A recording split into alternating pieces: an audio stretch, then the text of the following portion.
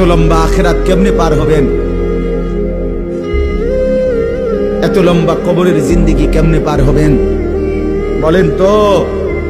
নূহ আলাইহিস সালামের জামানায় যারা মারা গেছে তারা আজ কত হাজার বছর কবরে পড়ে আছে।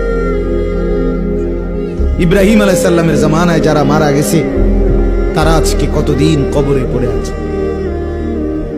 হ্যাঁ, আবু জেহেল আজকে কত বছর কবরে পড়ে আছে? 1450 বছর, আরো বেশি। 1450 বছর ধরে পড়ে আছে কবরে।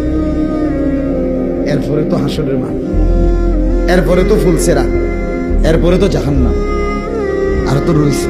তাহলে দুনিয়ায় থাকলি কতদিন, কবরে পড়ে রইলি কতদিন? আপনি বলেন। আবু জেহেল দুনিয়াতে ছিল 800 বছর, কথা কন না?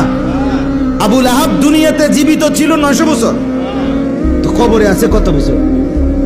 তো বাঁচছে কয় বছর? নাহলে 60 বছর, নাহলে 70 বছর, ঠিক কিনা বলেন? তাহলে দুনিয়ায় ছিলি কতদিন, কবরে আসত কতদিন? আচ্ছা, এই কথাই এখনই মনে হইল।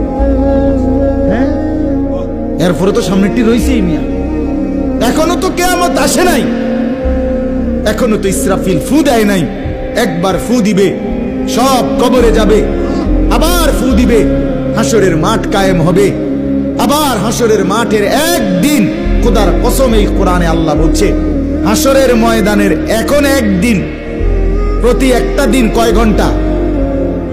হাসরের একদিন আল্লাহ বলছে 50,000 বছর, 50,000 সানা,